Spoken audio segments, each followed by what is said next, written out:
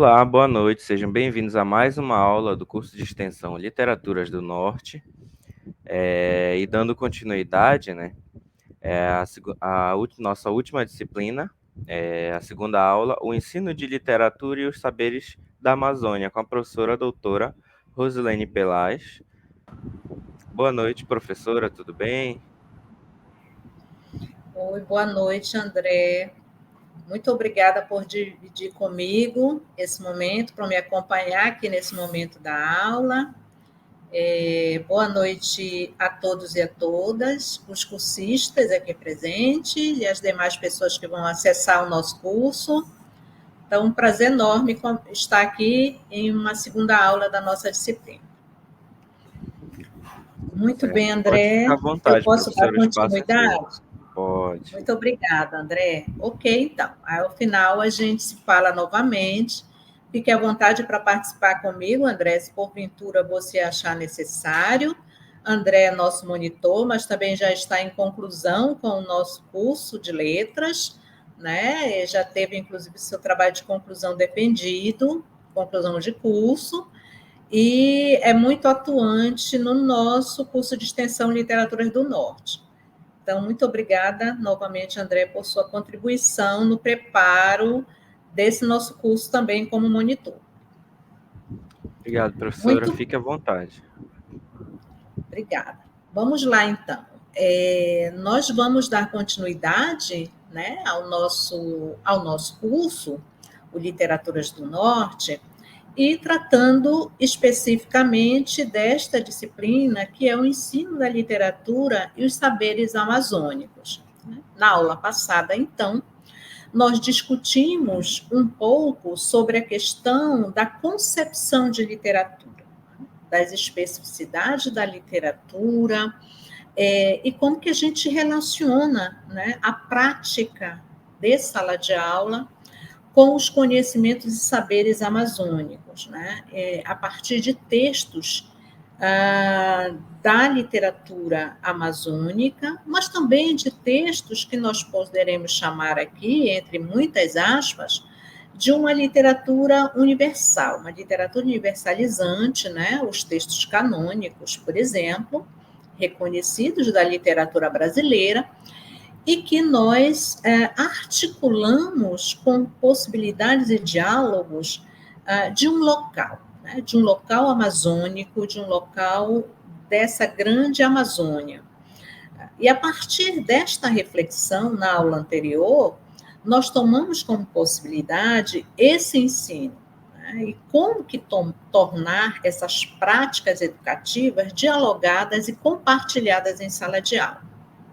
Então, essa proposta da nossa disciplina, ela continua hoje, né, mas com a possibilidade hoje de refletir um pouco mais, que está estabelecido na nossa ementa, que é a percepção cultural, identitária, histórica, né, desse universo amazônico, dessa construção amazônica. Então, a partir disto, nós começamos a aula de hoje refletindo sobre um aspecto que é essencial para o diálogo entre o texto literário e a possibilidade crítica e reflexiva da realidade social, né? E que eu chamaria aqui de um olhar sociológico. Esse olhar sociológico, a partir do texto literário, nos remete exatamente a uma realidade, e uma realidade constituída e construída socio-historicamente. Né?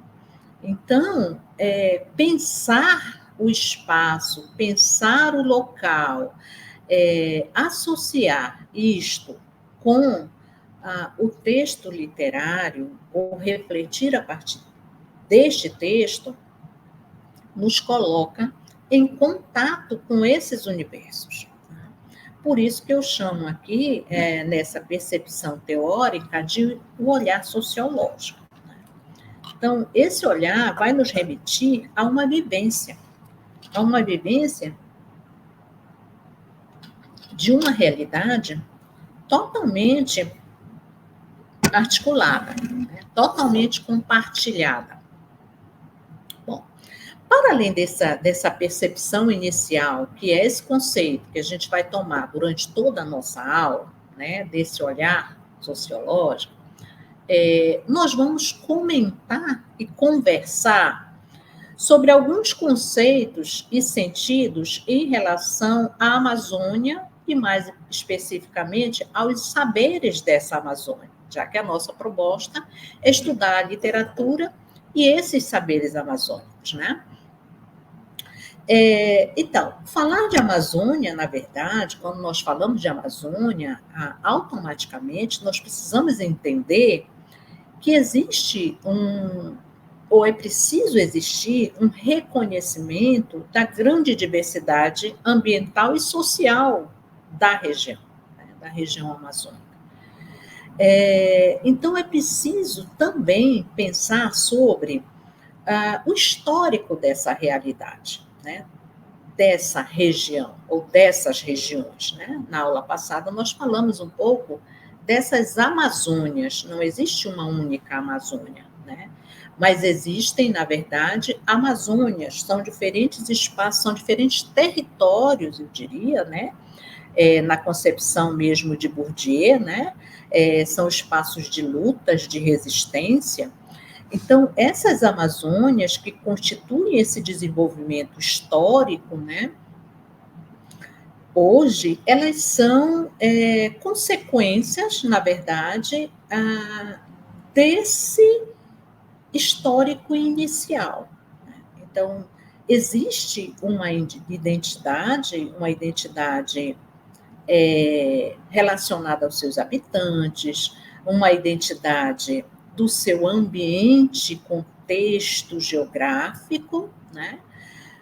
Mas essa identidade, na verdade, ela algumas vezes toma um sentido que está totalmente instituído na percepção universal de Amazônia.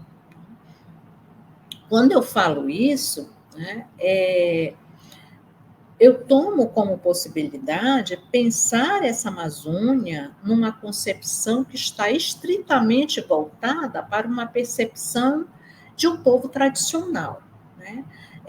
Como se fosse um povo tradicional localizado, sem contatos para além desse território. O que, na verdade, é essa percepção instituída muito fortemente, né, que percebe essa Amazônia como um Eldorado, né, como o pulmão do mundo, como a possibilidade de salvação de todo um planeta, né? Essa percepção, muitas vezes, invisibiliza os povos que nela residem, né? Suas manifestações culturais e sociais, o seu contexto urbano também, né? Porque essas Amazônias que nós conhecemos, elas não possuem somente rios e florestas, né? Elas possuem um povo que habita nesses espaços, nesses territórios, mas também um povo que convive em centros urbanos, constituído por essas Amazônias, né?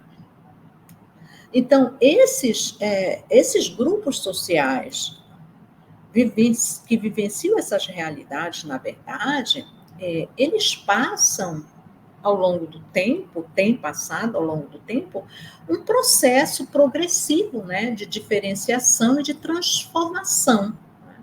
Então, essas convivências, elas não estão dissociadas, na verdade, de um contexto mais universal, né, mais ampliado, mais, enfim, estabelecido. Nós precisamos garantir, na verdade, dois aspectos, né? Quando nós falamos de Amazônia, nós precisamos garantir essa vivência tradicional, essa percepção tradicional, mas sem anular essa outra concepção, que é exatamente essa transformação, né? Esse progresso. Então, há uma convivência nessas relações, né? Esses grupos que aqui convivem, né? E aí eu falo desse contexto amazônico, do qual eu faço parte, participa, na verdade, de um cotidiano e de práticas culturais e sociais, né, que estabelecem os seus modos de vida.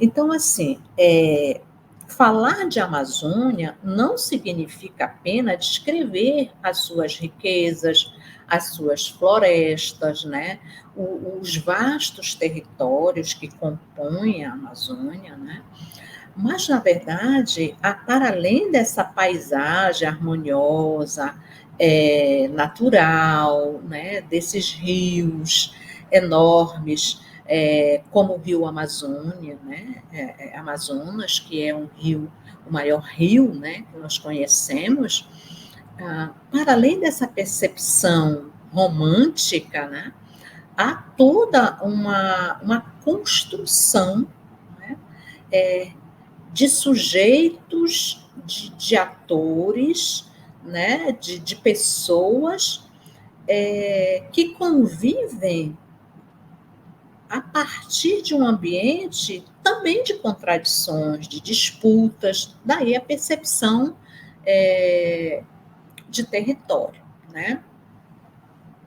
Então, assim, quando nós falamos de Amazônia, na verdade, nós não podemos dizer que nós estamos à margem de um ambiente, espaço, território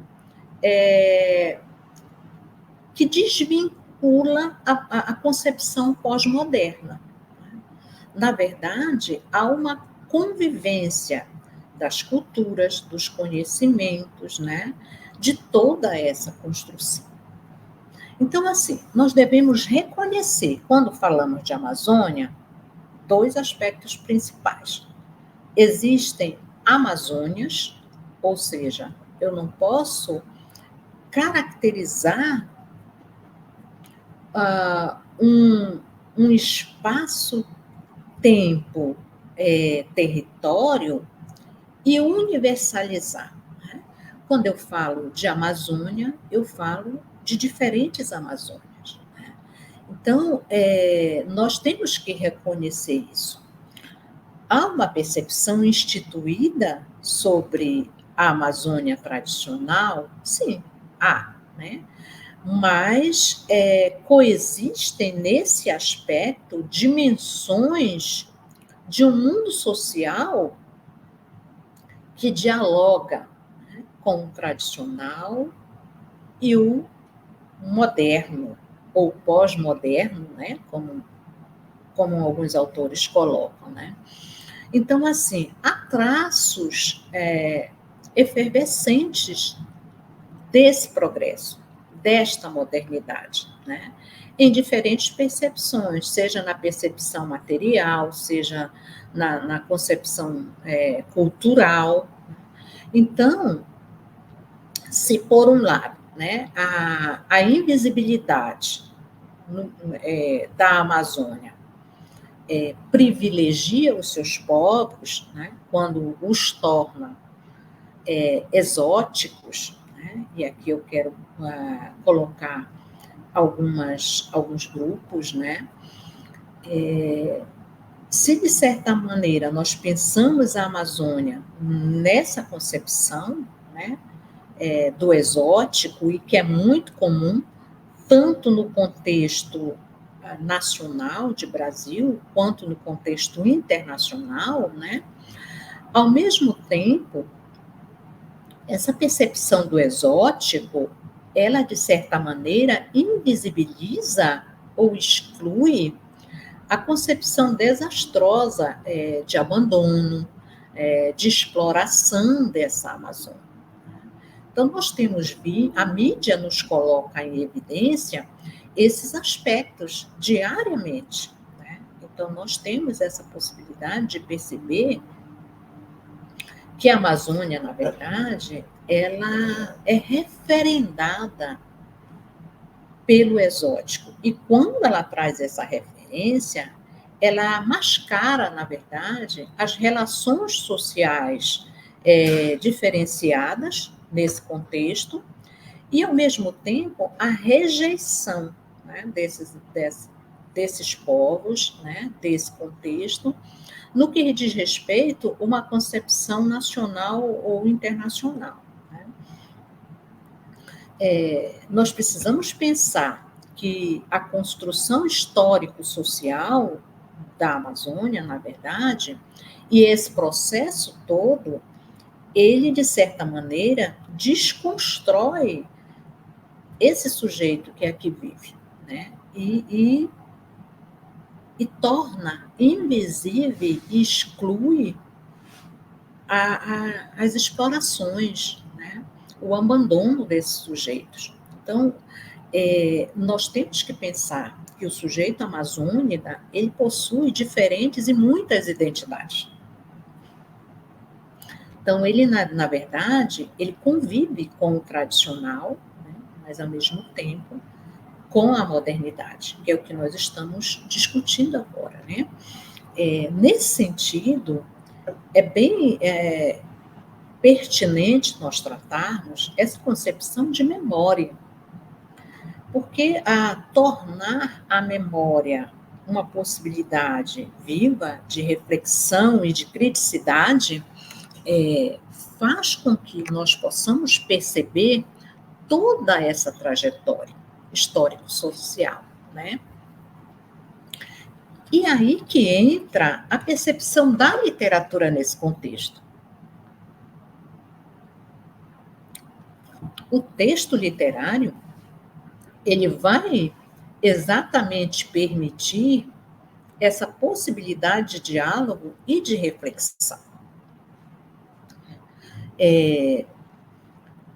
Se nós pensarmos, por exemplo, a floresta, a concepção de floresta no texto literário, e a gente falava na aula passada, quando tratamos um pouquinho da literatura oral, né, que nós vamos resgatar novamente nesta aula, né, quando nós pensamos na percepção de floresta, por exemplo, na tradição literária, nós temos exatamente um espaço de aventura, né, de desventuras do personagem, né, do homem nesse contexto. Né?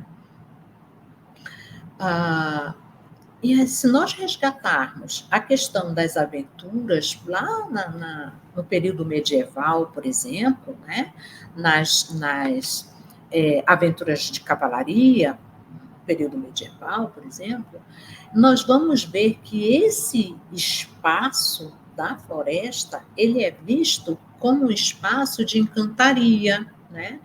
Um espaço mítico, um espaço exatamente de diferentes simbologias, né? O simbólico e o mítico, eles fazem parte da percepção contextual da floresta. Os sentidos e significados instituídos à floresta, eles estão exatamente relacionados a esse contexto geográfico que muitas vezes traz, para além da encantaria, traz o obscuro, né? O possível a ser desvendado e o possível a ser desvelado. Né? Então, essa é a impressão que se tem em relação à questão da floresta. Né? Dependendo do período contextual e literário, a floresta é concebida como uma paisagem que absorve também a possibilidade romântica. Né? Então, assim, falar da tranquilidade, falar do contexto dessa floresta, desses rios, né? Enquanto um contexto que possibilita ao sujeito um momento de lazer, mas também de privilégio, né? Mas também do sublime. Isso remete e catalisa uma outra possibilidade de pensamento. Né? Tomar esse universo como algo possível e desvinculado do contexto urbano. Mas, ao mesmo tempo, essa possibilidade descarta ah, todo o movimento de luta, de conquista e de vivência desse povo que vive nas florestas, né? Dos povos, por exemplo, ribeirinhos, que vivem às margens dos rios, né? Da Amazônia. Então, esse povo que se utiliza da floresta, que convive com a floresta, né? Mas também com os rios, em suas trajetórias, em suas vivências, esse povo não toma esses espaços apenas numa possibilidade romântica, mas numa possibilidade de sobrevivência, né?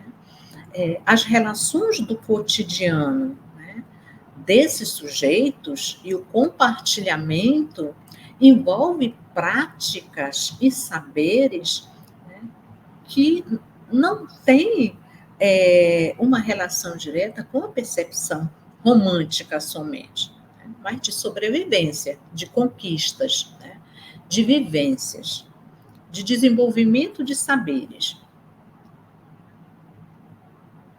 Esse é um aspecto, então, que é possível perceber a partir da leitura de textos literários, a partir da reflexão sobre esses textos, né? Nós falamos na aula passada que nós podemos articular, inclusive, o texto que está constituído como um texto indicado, inclusive, né? Para a leitura na escola, como um texto canônico, né? Possível de estudo. Nós podemos, então, presentificar esse texto e, ao mesmo tempo, intertextualizar, né? Tomar essa referência e dialogar com outros contextos, né? Então, assim, as manifestações culturais, né? Manifestações culturais, as práticas sociais, né? As diferentes paisagens que constituem o contexto, o território amazônico, não podem ser percebidos somente numa percepção romântica, né? Nós precisamos tomar esses textos como possibilidade reflexiva, né, e de visibilidade. Muito bem. A partir daí, né, que nós vamos comentar sobre essas relações de identidade, memória e cultura, né, hoje nós vamos tratar também um outro aspecto em relação à literatura, que é a literatura oral.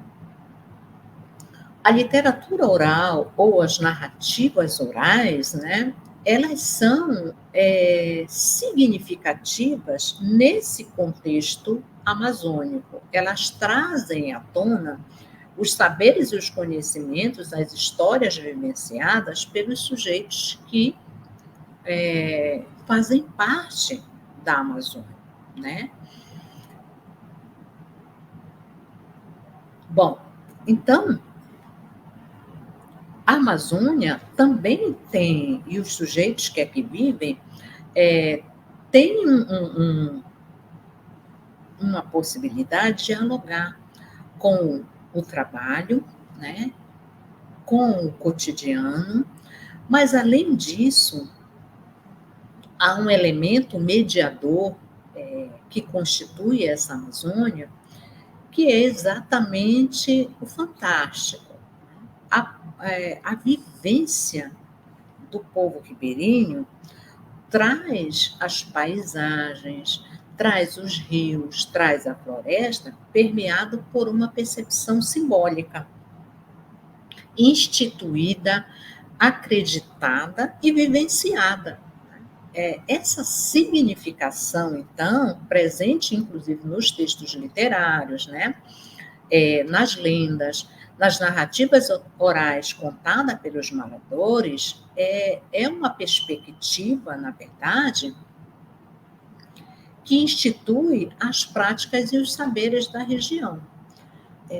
Quando nós falamos nas narrativas orais, né, e nessas histórias contadas, né, É importante, inclusive, deixar registrado que o curso de letras, do qual eu faço parte, ele tem um grupo de professores que toma essa possibilidade como pesquisa, né? Então, a Universidade Federal do Amapá e o curso de letras, hoje, desenvolve pesquisa nessa área.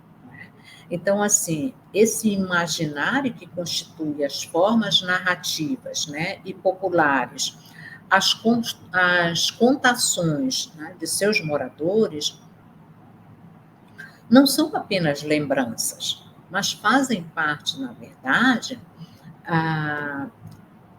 de um contexto histórico, né, que retrata uma realidade vivenciada.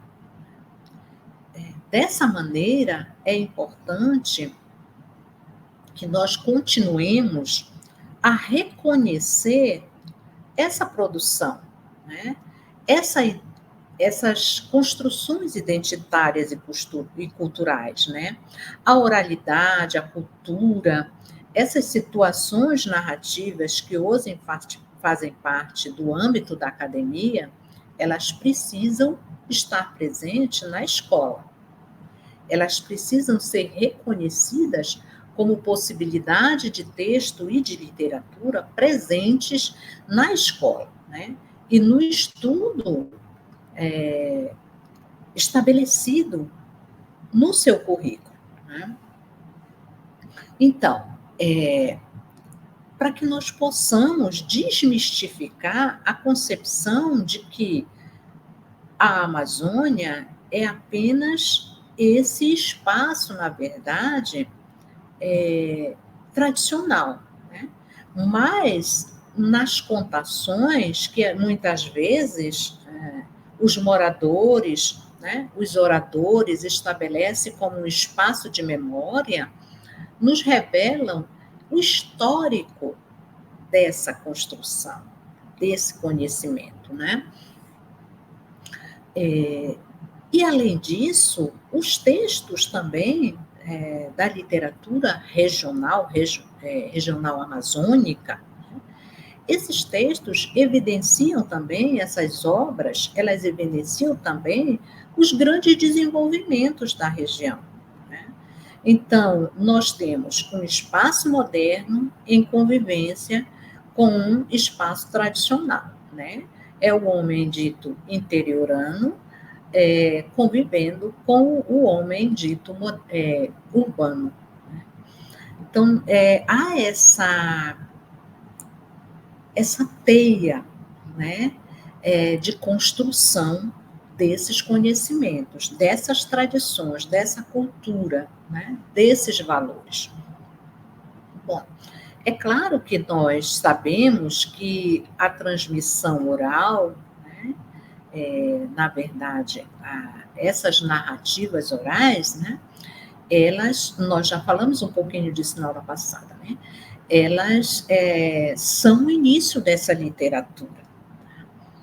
E depois os registros. Mas, para além desses não registros, a partir do momento que o texto literário em estudo fomenta essas discussões, possibilita ao aluno, na verdade, ir buscar isto, né, a partir das informações familiares, né, de vivência e de convivência ou sociais, né? Então, isso, na verdade,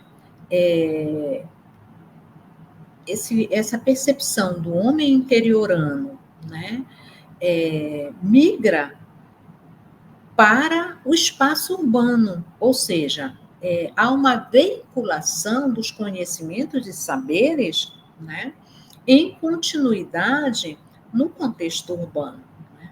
Então, há a presença, e aí eu estou falando desse contexto urbano de Amazônia, né, desse que aqui vivemos. Então, há elementos que se articulam. Um exemplo disso é a tecnologia, né? Então, perceber os povos originários, por exemplo, como aqueles povos que não têm hoje nenhum contato com a tecnologia, na verdade, é uma referência inaceitável, né? Ao mesmo tempo, o próprio contexto ribeirinho, né? As comunidades ribeirinhas e seus moradores convivem com o celular, com o notebook, com a tecnologia, né? Em alguns momentos não se tem a energia elétrica, né? Mas quando se tem, em comunidades, na grande maioria, essa é uma realidade. Para além disso, esse sujeito do interior, esse sujeito ribeirinho, ele vem à cidade, ele participa do contexto urbano, né? Dessa forma, nós não podemos colocá-lo apenas nessa percepção que desvincula da modernidade, que o desvincula da modernidade. Ele, na verdade, ele se articula com isso tudo. Né?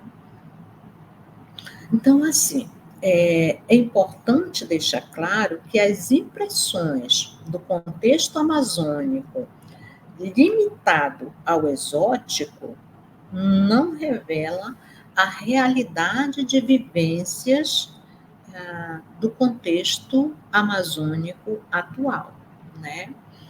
Bom, no que diz respeito à literatura oral, às narrativas orais, né? Quando nós tomamos contato com ela, ou quando os narradores narram, contam as suas histórias, as suas experiências, né? Essas impressões desse narrador, de certa maneira, faz com que ele possa tomar aquele momento como um momento de epifania, né? Da floresta, dos rios.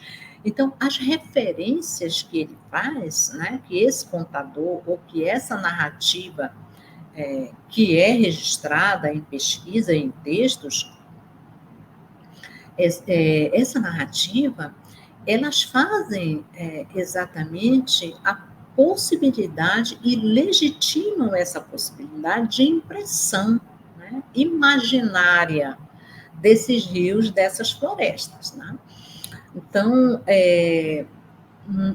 Paz Loureiro, por exemplo, né, um dos autores dos livros dessas Amazônias, né, que traz muito a questão da poética, né, das Amazônias, na verdade, né, ele revela que o homem amazônida, ele convive em solidariedade, né, em companheirismo desse universo dos rios, da floresta, dos seus encantados, dos mitos, das lendas, né? Mas, ao mesmo tempo, na significação do contexto urbano. Né?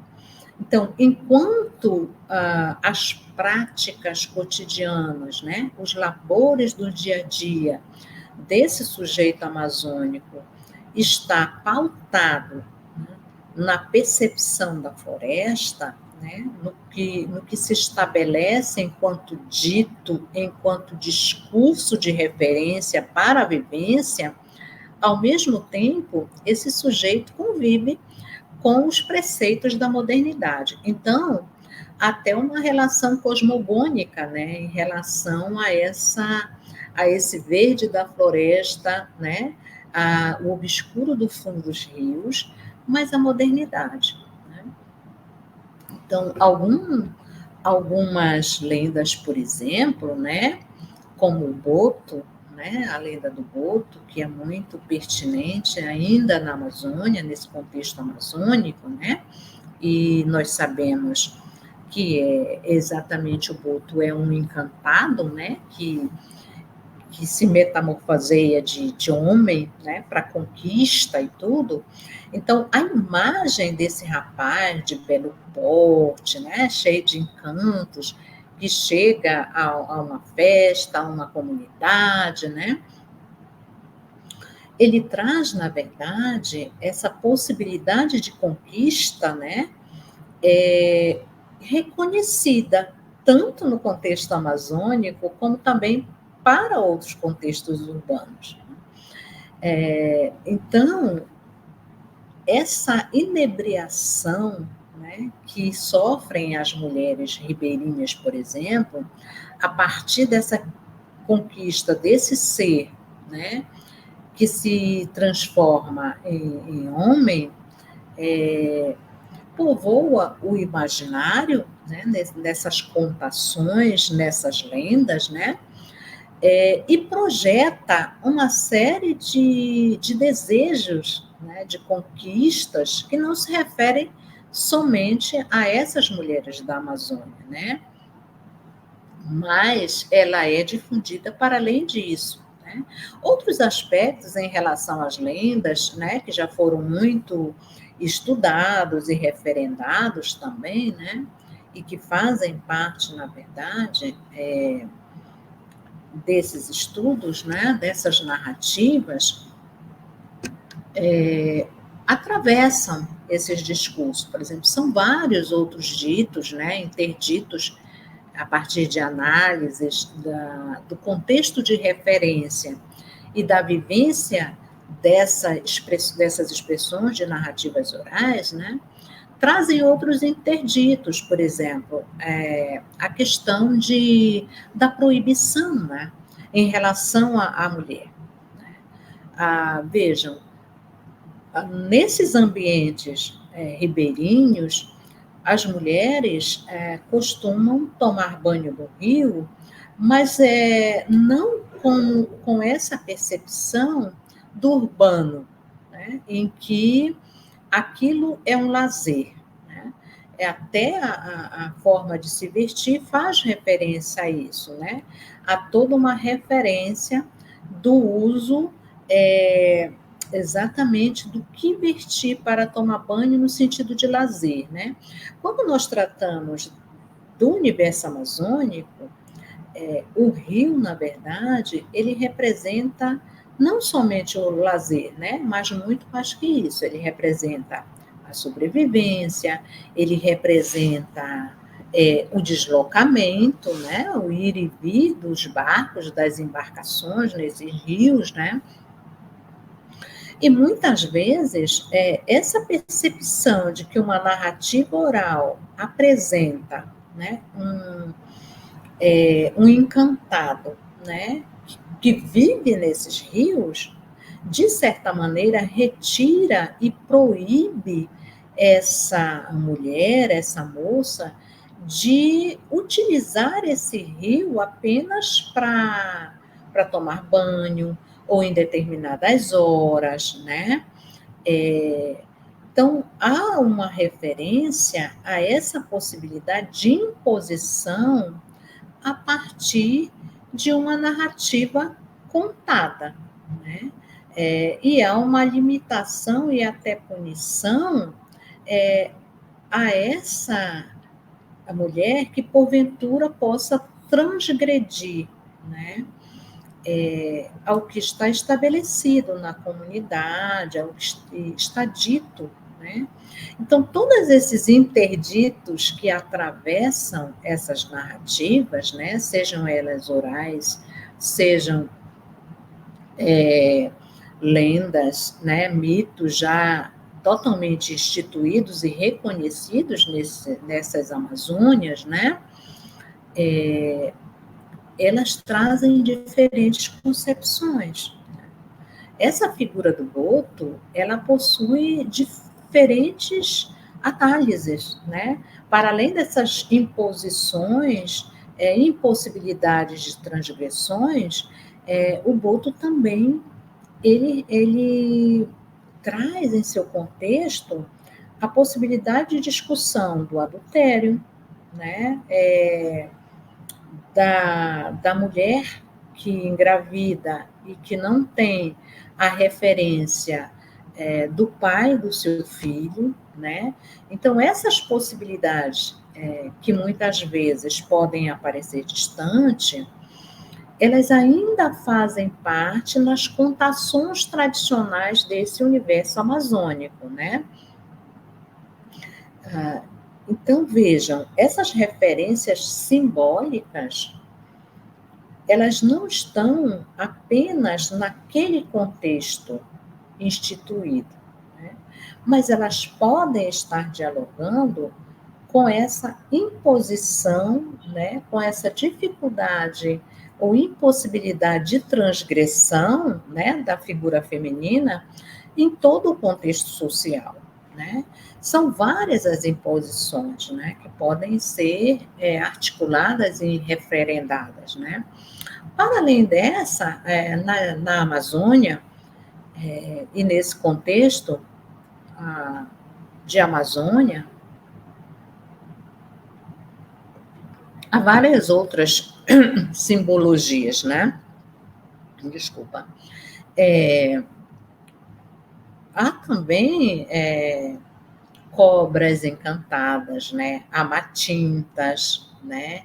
Que vivem e convivem, e outros seres que convivem nessas Amazônias, e que convivem com esses sujeitos sociais que dela fazem parte, né? Então, esse imaginário caboclo, eu diria assim, né? Esse imaginário interiorano, ele convive em harmonia com todas essas mudanças do mundo moderno. Então, na verdade, não há uma exclusão, né? Mas há um compartilhamento, né? Essas mudanças, elas são absorvidas, né? Mas elas também são somadas a concepções instituídas, culturais, primordiais dentro daquela comunidade, né? Com aqueles sujeitos. Bom, e aí a gente precisa afunilar essa nossa discussão, né? Tratando novamente a questão do texto literário e a cultura amazônica, né? Dessas intertextualidade que a literatura nos permite, né?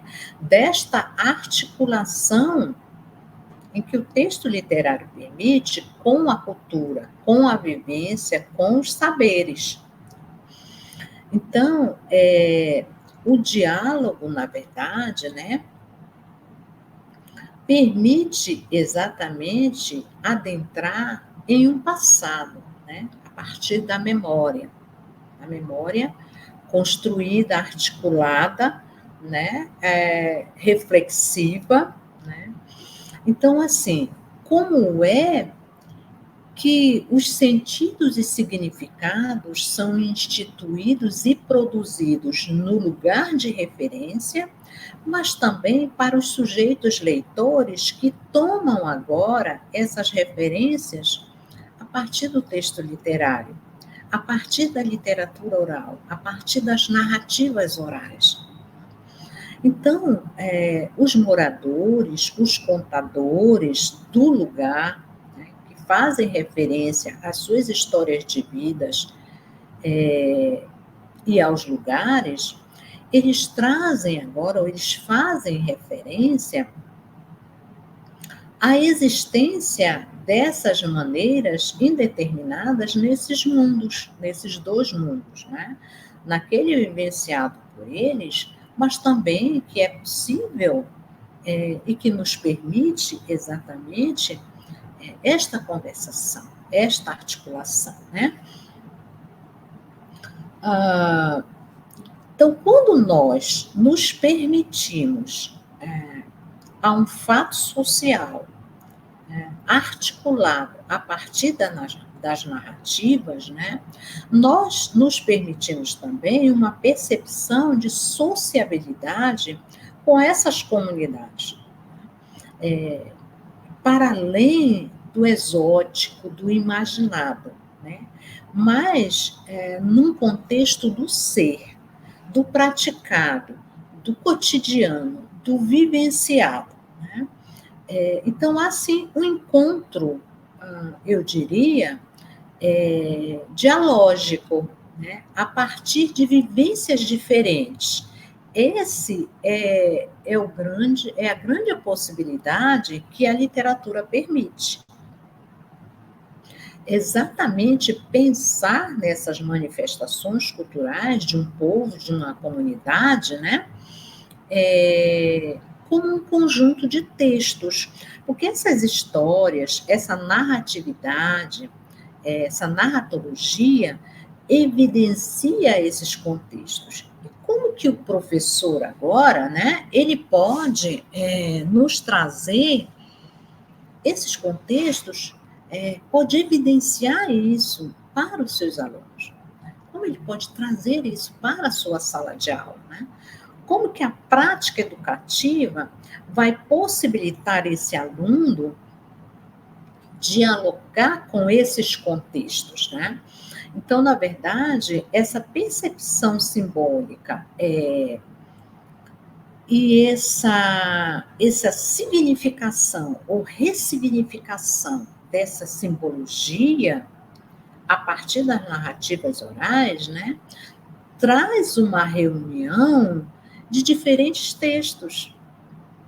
Então, pensar, interpretar esses hábitos, essas culturas, né, essas estruturas teóricas, possibilita a implementação, a criação de um outro conjunto de textos, né?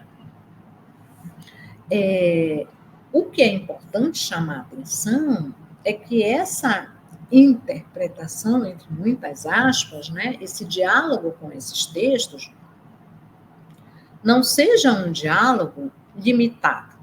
Né?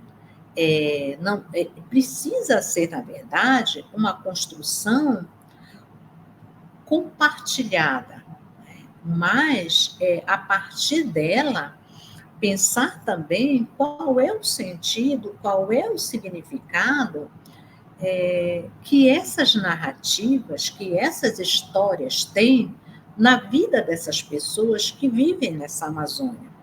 Não é somente a interpretação desse contexto do outro, né?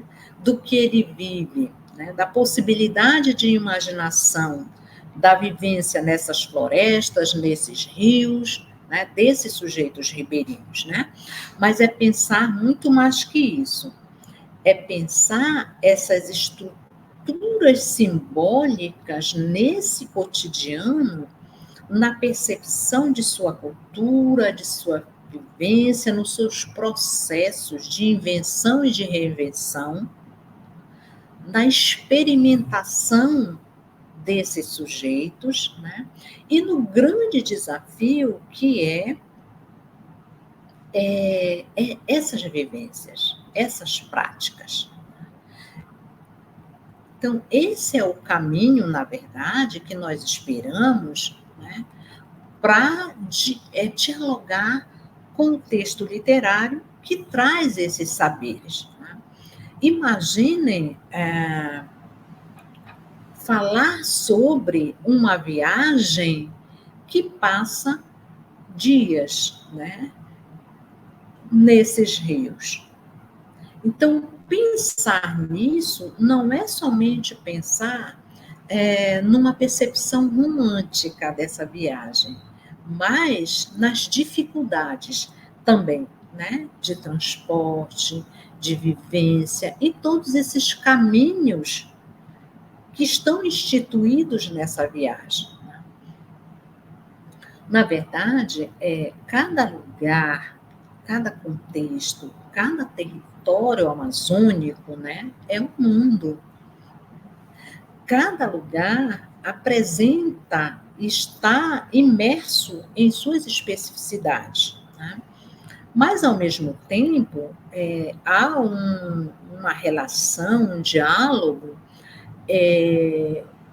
uma comunhão com outros contextos, né? Com o contexto humano também. Né? Então, numa perspectiva dialógica, e na percepção de Bakhtin, nesse dialogismo, é preciso nós pensarmos essas vozes também, né, que estão nesse contexto de Amazônia, né? Dialogar com esse espaço-tempo específico do texto literário, né? Mas conhecer e reconhecer as intersubjetividades que fazem parte deste texto literário, né? Os contos orais, essas estruturas simbólicas que chegam até nós, né, e que muitas vezes são apresentados como relatos de vida, né, são possibilidades, na verdade, de visualizar contextos de organização social, contextos de religião, contextos de leis morais. Então, assim, é possível, a partir da leitura do texto literário regional, né, ou das narrativas orais, né, como queiram, ou das histórias orais, né, a partir desses textos, em sala de aula, em compartilhamento com os alunos, é preciso e é possível ressignificar esses textos, no sentido de entender esses contextos e essas estratégias sociabilizantes que constituem esses territórios, né?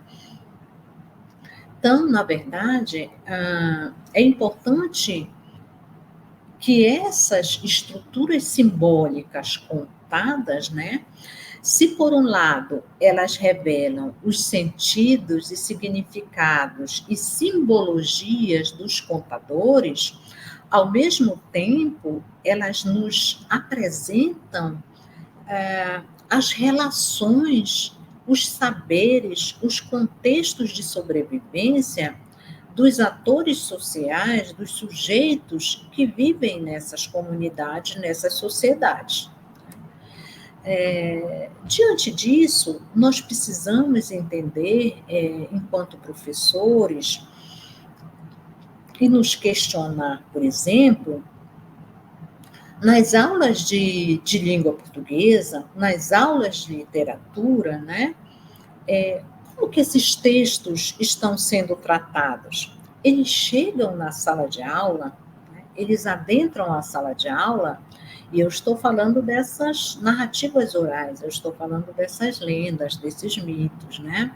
Eu estou falando das obras, das literaturas do norte, das literaturas amazônia. Será que esses textos, eles são recorrentes na sala de aula, né? E muito mais que isso, né? Como que esses textos estão sendo tratados? Como que essas obras estão sendo lidas pelos alunos, pelos professores, né? Que metodologias estão sendo utilizadas para abordar essa literatura literária? É importante que a literatura ela não tenha somente uma função de obrigatoriedade, mas que seja desenvolvida na sala de aula, nesse contexto, uma possibilidade de reconhecimento, mas uma possibilidade de fruição dessa literatura, de prazer por essa literatura, né? De diálogo com essa literatura. Então, oportunizar aos alunos esses textos narrativos permite exatamente uma possibilidade de desenvolver uma prática leitora, um sentido e um significado para a literatura que vai além da obra literária que está em uma biblioteca, em um espaço dito específico para a leitura.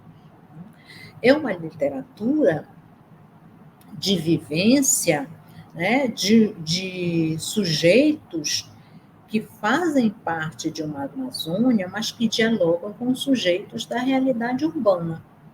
Então, assim, quando o aluno entra em contato com esse texto e ele consegue atribuir à literatura o sentido daquilo que leu, Então, há uma possibilidade de despertar para o desejo de conhecer e reconhecer as histórias de vivência, as histórias de memória de suas vivências, né?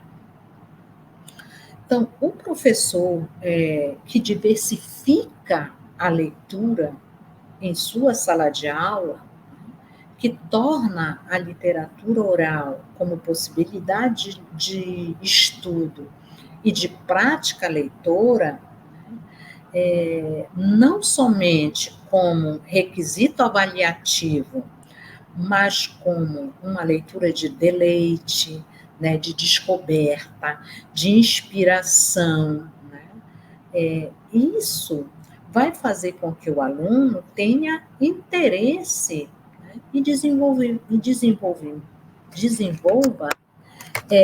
o gosto por essa leitura, né? Além, é claro, do que a gente deixa muito pertinente, que é a criticidade, a reflexão dessa leitura.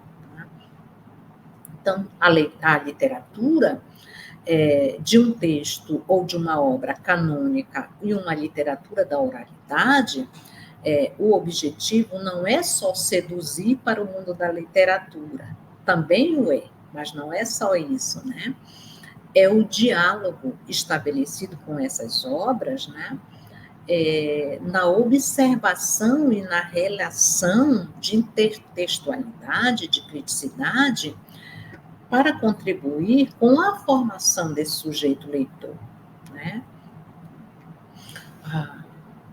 Portanto, o que nós temos, né, como possibilidade de evidência desse texto? Nós temos a compreensão do mundo, né, das competências, na verdade, de habilidades, né,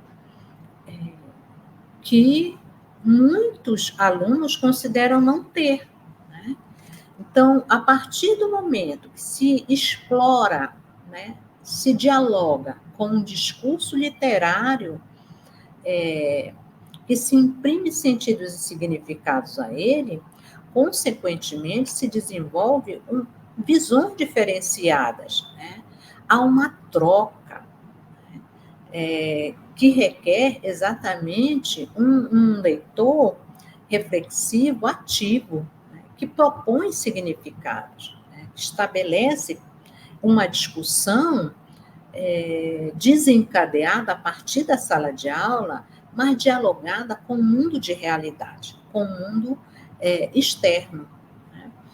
Uma das propostas muito interessantes, estratégias mesmo, né, de metodologia de ensino, são as rodas de leitura, mas também a possibilidade de formar círculos, círculo de leitura em sala de aula, né? Por quê? Porque quando o leitor consegue conversar e se colocar a partir de sua leitura, a literatura atinge uma função social. A partir do conteúdo expresso pelo leitor, né, há uma possibilidade de expressão de novos saberes, que possibilita os alunos refletirem sobre esses saberes, né? E, inclusive, entender outros sujeitos, né? Outras realidades, né? Outras possibilidades de aprendizagem. Então, assim, é claro que articular, né, a literatura ou desenvolver as leituras em sala de aula não é tarefa fácil na escola, né? Há uma série de entraves, né?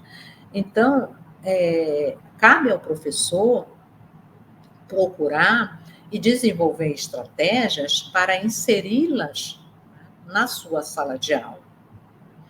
Então, desde o contato inicial, desde a educação infantil, a literatura ela precisa estar presente na sala de aula. né? Inclusive, essa é uma das propostas atuais do MEC, né? Exatamente em seus novos programas, né?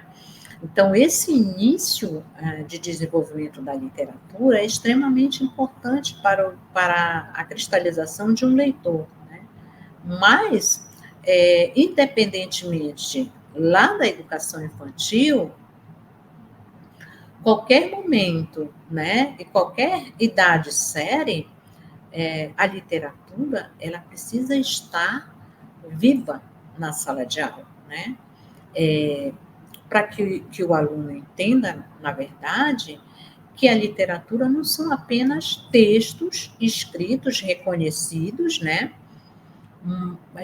Como um texto literário, como uma obra literária, né? Que faz parte da biblioteca, que está no livro, que foi escrito em determinado momento, né? Mas esses textos, eles ajudam a constituir todo um sistema literário, né, que mesmo sendo da tradição oral, da oralidade, né, outras manifestações, ou uma obra canônica, o aluno, ele precisa, na verdade, participar da construção desses textos também, né?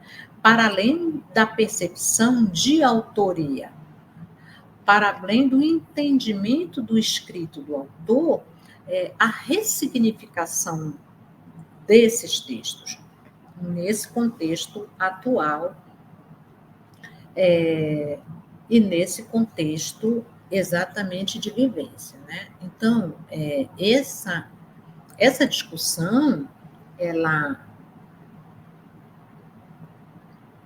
precisa estar presente no dia a dia da sala de aula, né? Bom, essa foi, então, a nossa discussão, a nossa abordagem para a aula de hoje, né? Exatamente entendendo um pouco mais, ampliando um pouco mais sobre a percepção de Amazônia, né, e dos saberes da Amazônia em articulação com o texto literário e com a sala de aula, né, tomando as narrativas orais como uma possibilidade de memória.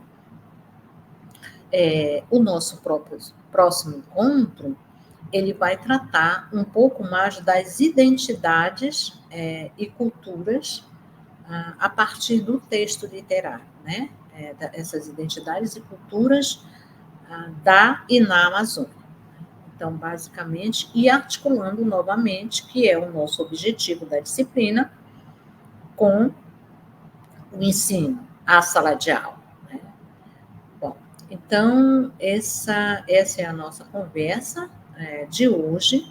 Eu fico à disposição, né, para responder qualquer questionamento, podem anotar no chat, encaminhar, que a gente vai se colocar à disposição para estar respondendo isso. Por hoje é só, muito obrigada. Obrigado, professora, pela aula maravilhosa. Eu gostaria de fazer uma pergunta, eu posso? Pois não, André, vamos lá, fique à É vontade. sobre a literatura oral. De que forma essa literatura oral contribui para a prevenção e transmissão da memória coletiva dessas comunidades amazônicas? Queria que a senhora explanasse um pouquinho sobre isso. Muito bem, André. Que bom, né? Que você faz essa pergunta para a gente fechar um pouquinho a nossa aula. Então, eu coloquei em determinado momento da nossa aula que tem sido uma prática de pesquisa nossa, né, da universidade, esses registros, né? Então, essas narrativas, o contato com esses textos orais, né, e as pesquisas em relação a isso, tem, de certa maneira, permitido aos alunos, e para além dos alunos da universidade, a partir das publicações, né, a visibilidade desses saberes, dessas culturas, dessas percepções identitárias. Então, é importantíssimo, na verdade, que esses textos eles façam parte não só da academia, mas da escola. E quando eles passam a ser instituídos nesses espaços, concebidos como o espaço da literatura, que é a escola, né, independente do seu nível, nós passamos, então, a reconhecer essas comunidades, esses sujeitos, suas culturas, suas identidades, seus saberes, suas práticas, seus cotidianos. Isso é importante, né? Então, não é resgatar, mas, ao mesmo tempo, é muito mais que isso, é visibilizar, é tomar esses contextos de vivência do hoje, atravessados, articulados, né, com toda a sua modernidade, que foi o que nós colocamos aqui, né?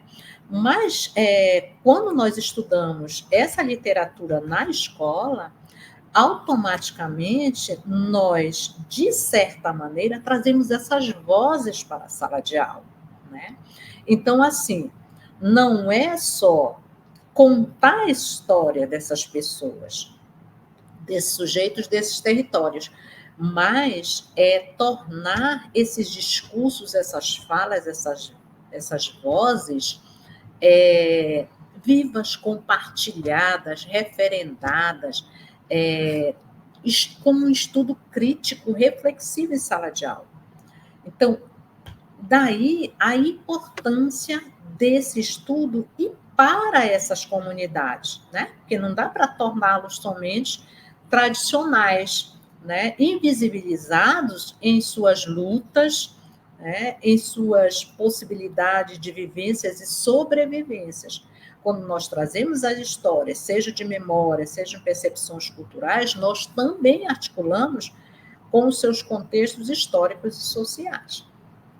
Então, por isso, hoje, nós tomamos como principal objetivo também de estudo, na escola, a leitura do texto reconhecidamente canônico, mais a leitura dos textos da literatura oral. E dessas pesquisas, o aluno pode fazer essas pesquisas na sala, né, a partir das indicações da sala de aula. Não sei se eu te respondo, André, espero ter contribuído. Respondeu sim, professora. Obrigado. A senhora gostaria de dizer mais alguma coisa aos cursistas? Sim, primeiro agradecer a você, André, por estar acompanhando, né, a atividade, dizer aos cursistas que vamos ficar à disposição para qualquer questionamento e para respondê-los, dizer que é importante acompanhar o nosso curso, ainda temos mais 2 aulas, né, e a gente vai discutindo isso e vamos trazer exemplificações, né? Se não temos o cursista enquanto professor em sala de aula, mas enquanto sujeito, né, desse social. Então, enquanto leitor, daí a importância. Então, agradecer esse momento, dizer que vamos estar aqui construindo mais saberes e conhecimentos e diálogos. Muito obrigada, então, pelo espaço de hoje e até a próxima aula. Obrigado, professora, mais uma vez pela aula. É uma aula muito boa e maravilhosa. Gostaria de lembrar os cursistas que assinem a frequência, que vai estar aqui na descrição do vídeo. E, no mais, agradecer novamente a professora pela aula e até a próxima aula. Tchau, tchau, gente.